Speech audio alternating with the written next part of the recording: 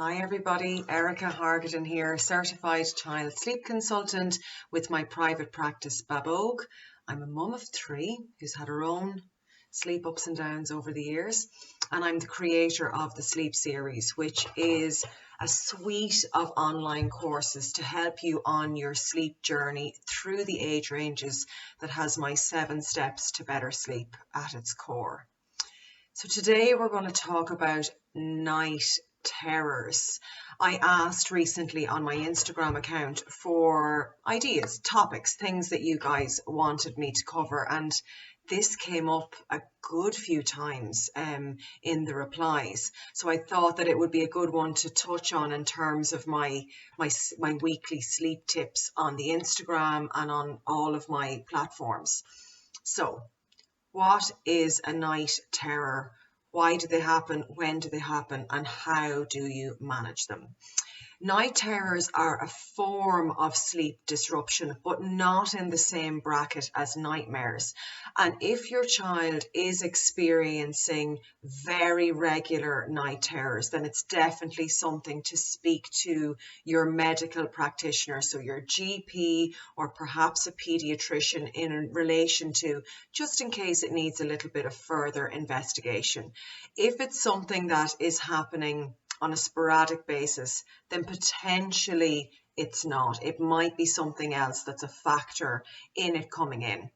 So unlike nightmares, which happen in light sleep, so REM sleep, night terrors happen in non-REM sleep, so in deep sleep.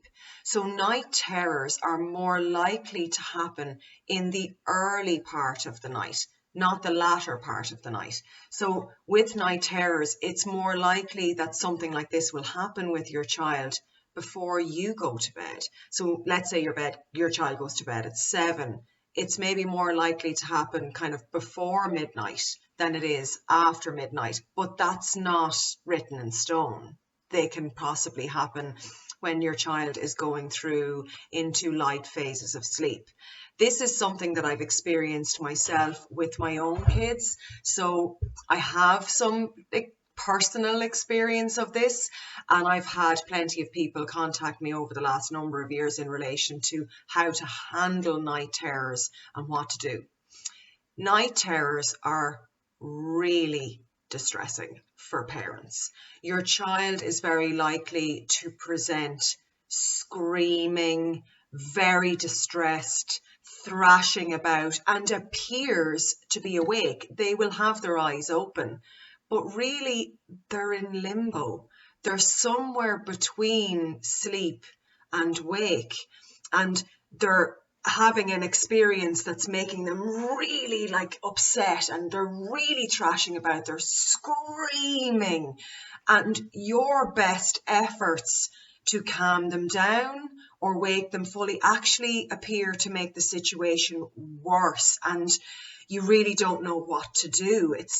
It can be awful actually to be around.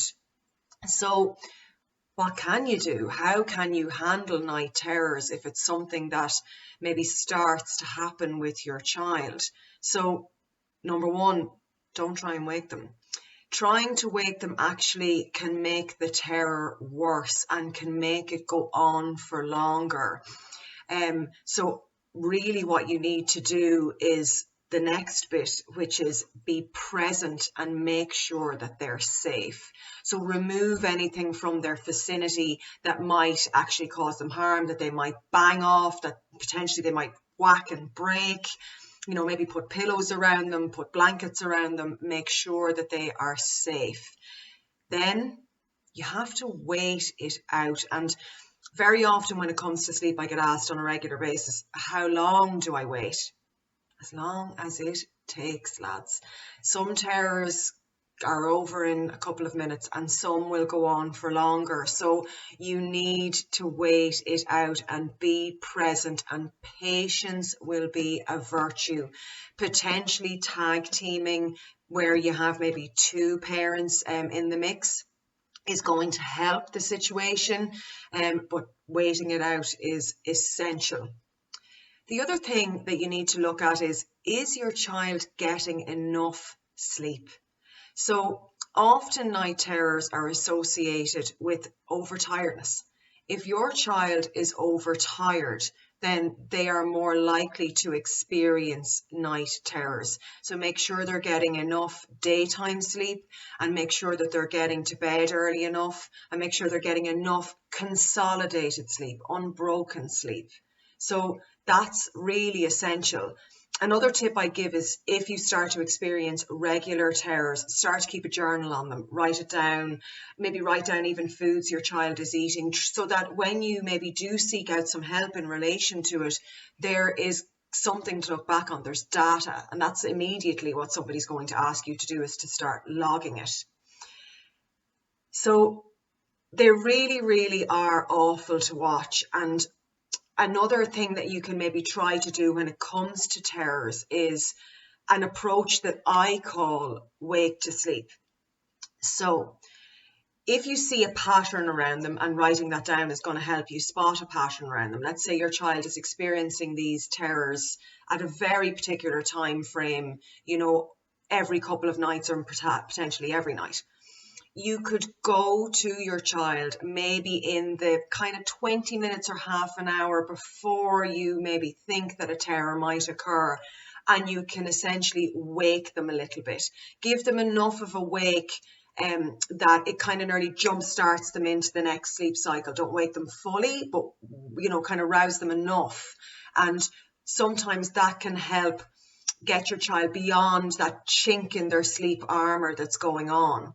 So it's a kind of wake to sleep approach is what I would call it. So it's just enough to kind of push them into the next sleep cycle. This does, and sometimes it doesn't work. I remember trying to use this with Patrick, my youngest child, when he was going through a spate of early morning waking when he was a small baby. Little did I know at the time that his napping was imbalanced. But being a sleep consultant has made me realise that. I didn't realise it then. I tried it for a good few nights in a row, and it did help the situation. Now, it didn't initially, but after a few nights, it did start to help. So this is something that you can try with night terrors, but don't expect it to work the first time around. You'll be lucky if it does. Try it a couple of times, maybe over the course of a week to 10 days, and see if that helps. So like I said, night terrors are awful to watch. They're awful to go through. They are very, very distressing for parents, extremely, but your child won't remember it. It is more distressing for you than it is for your child. Your child won't remember anything in the morning. And this is the thing about this limbo in sleep that we're talking about. If this is something that you are experiencing on a regular basis, absolutely seek out help. Go to a medical practitioner, maybe get a referral on to a pediatrician, see about investigating it. So I hope that helps. If you're looking to learn a little bit more about me, my website is babogue.com, or you can email me on info@babogue.com. Thanks again.